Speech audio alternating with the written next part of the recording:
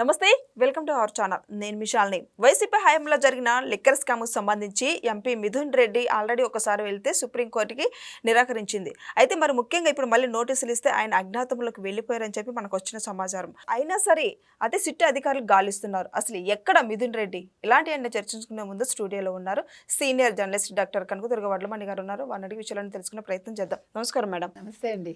Liquor స్కామ్కు సంబంధించి YCP నేతలు ఎంతో మంది అరెస్ట్ అయింది మనం చూస్తూనే ఉన్నాం.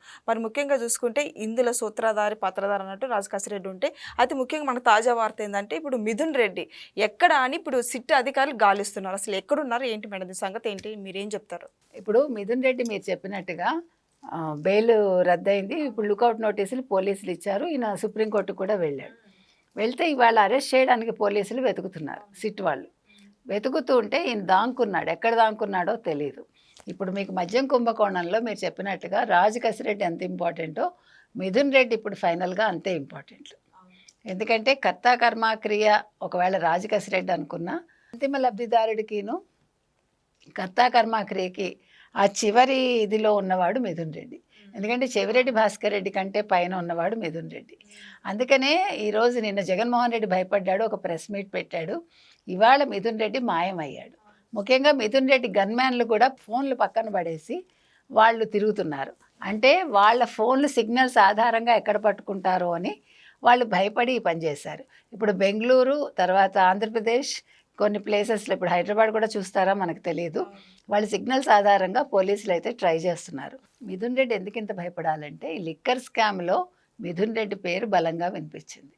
మీరు చెప్పినట్టుగా ఈ లిక్కర్ స్కామ్లో వచ్చిన ఈ డబ్బులు ఏవైతే ఉన్నాయో ఈ పంపిణీ వ్యవహారంలో రాజకాశిరెడ్డి ఎంత ముఖ్యమో రాజకాశిరెడ్డితో పాటు మిథున్ రెడ్డి కూడా అంతే ఇంపార్టెంట్. ఇప్పుడు 8.3 కోట్లు చెవిరెడ్డికి ఎలా వెళ్ళాయి, చెవిరెడ్డి వాటిని ఎట్లా పంపిణీ చేశాడు, 250 to 300 కోట్లు రాజకాశిరెడ్డి తాడేపల్లి పక్కన అక్కడ ఒక ఫ్లాట్లో పెడితే, అంటే ఆ పంపిణీ వ్యవహారంలో మిథున్ రెడ్డి ఉన్నాడా? లేదు, మొత్తం ఎంత డబ్బు వచ్చింది లిక్కర్ స్కామ్లో దుబాయ్కి పంపించిన దాంట్లో ఈ హవాలా మనీల కేసులో కూడా మిథున్ రెడ్డి హస్తం ఉందా? మిథున్ రెడ్డి ఎవరు చెప్తే చేశాడు? మిథున్ రెడ్డి ఫైనల్గా మీకు గుర్తుందా, అప్పుడు 3,500 కోట్లు తాడేపల్లి ప్యాలెస్కి వెళ్ళాయి లిక్కర్ స్కామ్కి సంబంధించి అని వచ్చింది. మరి ఆ డబ్బు దుబాయ్కి వెళ్ళిందా? దుబాయ్కి వేరే డబ్బు వెళ్ళిందా? ఈ ఐఐటీలని లేకపోతే ఐఐఎంఎల్ని మేనేజ్ చేసింది మిథున్ రెడ్డా? అసలు వాళ్ళని ఎందుకు ఇన్వాల్వ్ చేశారు? వాళ్ళు ఏ రకంగా వీళ్ళకి లబ్ధి చేకూర్చారు?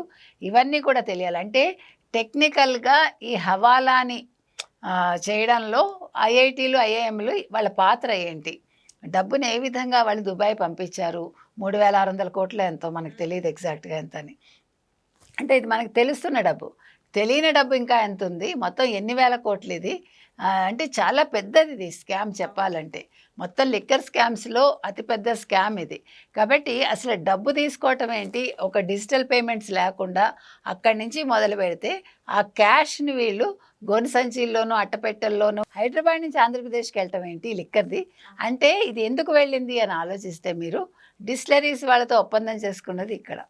జగన్ బ్రాండ్ లిక్కర్స్ అన్నీ కూడా ఇక్కడ తయారు చేశారా, ఇక్కడ హైదరాబాద్లో తయారు చేశారా, నంద్యాల వాళ్ళతో తయారు చేశారా, అసలు అది ఎక్కడ తయారైంది జే బ్రాండ్స్? ఈ తయారయ్యాక ఈ డబ్బు మొత్తం ఎక్కడికి వెళ్ళింది, ఎలా వెళ్ళింది? అందుకని హైదరాబాద్ నుంచి వెళ్ళిందా? అంటే ఈ కమిషన్స్ హైదరాబాద్లో తీసుకున్నారా? తీసుకున్న కమిషన్స్ మాత్రమే ఇక్కడ 250 to 300 కోట్లు అయితే అసలు అమ్మకాలు జరిగాక వచ్చిన డబ్బంతా ఎక్కడికి వెళ్ళింది? ఈ 250 to 300 కోట్లు ఓన్లీ కమిషన్స్ అయితే డిస్టిలరీస్ నుంచి అసలు డబ్బు ఎక్కడికి వెళ్ళింది?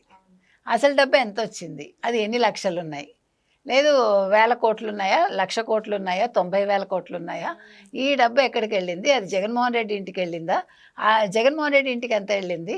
లేదు ఎలహంక ప్యాలెస్కి ఎంత వెళ్ళింది? దుబాయ్కి ఎంత వెళ్ళింది? లేదు లండన్కి వెళ్ళిందా? ఎందుకంటే ఆయన లండన్ వెళ్ళినప్పుడు ఒక స్పెషల్ ఫ్లైట్ ఆయన వెనకాల వెళ్ళిందన్నారు. సో ఆ ఫ్లైట్లో ఏమైనా డబ్బులు వెళ్ళాయా? ఆ ఫ్లైట్లో డబ్బులు వెళ్ళడానికి ఎవరు సహాయం చేశారు? మీకు అసలు ఎయిర్పోర్ట్స్లో మీకు సెక్యూరిటీ ఏ రకంగా ఉంది? అప్పుడు ఇవన్నీ కూడా ఆలోచించాలి.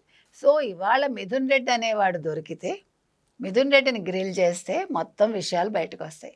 అందుకని భయపడి జగన్మోహన్ రెడ్డి దాచిపెట్టాడా మిథున్ రెడ్డిని? లేదు మిథున్ రెడ్డి జగన్మోహన్ రెడ్డికి చెప్పి దాక్కున్నాడా? సో ఇప్పుడు మీకు అసలు నిజంగా చెప్పాలంటే ఇప్పుడు జగన్మోహన్ రెడ్డిని కనుక పట్టుకుంటే, జగన్మోహన్ రెడ్డిని అరెస్ట్ చేస్తే మిథున్ రెడ్డి బయటకు వస్తాడా? సో ఇది తెలుసుకోవాలి. విజయసాయి రెడ్డి అయితే గతంలో కూడా హాజరయ్యారు. కానీ మళ్ళా సిట్ నోటీసులు ఇస్తే మళ్ళీ రెండోసారి కూడా రమ్మంటే కానీ నాకు టైం 2 డేస్ తర్వాత 3 డేస్ తర్వాత వస్తాను అని చెప్పారు. ఏం జరుగుతుంది విజయసాయి రెడ్డి వెనకాలంటే ఏం చెప్తారు మీరు? విజయసాయి రెడ్డి అటెండ్ అవ్వలేదు. మీకు యాక్చువల్గా శనివారం అటెండ్ అవ్వాలి సిట్కి ముందు. మీరు ఎప్పుడు పిలిచినా వస్తానన్నాడు ఆయన, రాలేదు. ఇవాళ అప్పుడే 5వ రోజు. 2 రోజులు 3 రోజులు అన్న పెద్ద మనిషి 5 రోజులైనా రాలేదు. అంటే ఇప్పుడు మనం మీ కొత్తలో నేను ఒక మాట అన్నా విజయసాయి రెడ్డి బయటకు వచ్చినప్పుడు, నిజంగా విజయసాయి రెడ్డి జగన్తో తెగతెంపులు చేసుకుని వచ్చారా, ఇది కూడా నటనేనా అని అనుకున్నాం మనం. అయితే ఇప్పుడు కూడా మనకు ఒక సందేహం ఉంది, నిజంగా విజయసాయి రెడ్డి సిట్టు ముందు హాజరయ్యి నిజాలు ఒప్పుకుంటారా, అంతిమ లబ్ధిదారుడు ఎవరు అని చెప్తారా, లేదు ఇది ఒక నాటకమా అనేది తేలాలి మనకి. సో ఇవాళ విజయసాయి రెడ్డిని జగన్మోహన్ రెడ్డి ఆపాడా, జగన్మోహన్ రెడ్డికి విజయసాయి రెడ్డికి ఉండే గత లావాదేవీలు ఏమైనా బయటకు తెచ్చి నువ్వు నోరు విప్పితే నీ సంగతి తేలుస్తానన్నాడా, అక్కడ కూడా మనం సందేహపడ్డాం. లేదు ఇద్దరు కుమ్మక్కయ్యి ఆల్రెడీ ఇతను ఓన్లీ నాటకం ఆడి ఈరోజు మళ్ళీ అంతిమ లబ్ధిదారుడి విషయం చెప్పడానికి వచ్చేసరికి విజయసాయి రెడ్డి రాకుండా మానేశాడు. అంటే ఒక మనిషి రాకపోవడంతో ఎన్ని సందేహాలు వస్తాయో చూడండి. అంటే మీకు కుట్ర అనేది ఏ రకంగా ఉంటుంది, కుట్రదారులు ఎలా ఉంటారు, కుట్ర చేసిన వాళ్ళు ఎలా ఉంటారు, చేయించిన వాళ్ళు ఎలా ఉంటారు, ఒక విషయంలోంచి మనకి ఇన్ని వస్తున్నాయి. కాబట్టి ఈ లిక్కర్ స్కామ్ అనేది ఒక నీటి బొట్టులా ప్రారంభమయ్యి ఇవాళ మహాసముద్రంలా మారింది. సో వీళ్ళందరూ కూడా ఈ మహాసముద్రం దాటేసి అవతల పక్కకి వెళ్ళిపోదామని చూస్తున్నారు. సప్త సముద్రాలు దాటెళ్ళేది పోలీసులు కాదు, సప్త సముద్రాలు దాటెళ్తున్నది లిక్కర్ స్కామ్లో ఇరుక్కున్న ఈ నేరస్తులు. కాబట్టి జగన్మోహన్ రెడ్డి సప్త సముద్రాల అవతల ఉన్న ఈ లిక్కర్ స్కాము వాళ్ళందరినీ తీసుకొచ్చి ఐఐటియన్స్ని కూడా తీసుకొచ్చి ఐఏఎం వాళ్ళని తీసుకొచ్చి పోలీసుల ముందు నిలబెడితే అప్పుడు రేపొద్దున ఆయన పదవిలోకి వచ్చాక సప్త సముద్రాల అవతల ఉన్న పోలీసులను తీసుకురావాలా అక్కర్లేదా అనేది ఆయన ఆలోచించారు. సో ఇదండి చూసారు కదా, లిక్కర్ స్కామ్ సంబంధించి మిథున్ రెడ్డి ఆల్రెడీ సిట్టు బృందం గాలిస్తుంది. ఇక తర్వాత ఏం జరుగుతుందో నెక్స్ట్ వీడియోలో అయితే తెలుసుకుందాం. Thank you madam. Thank you.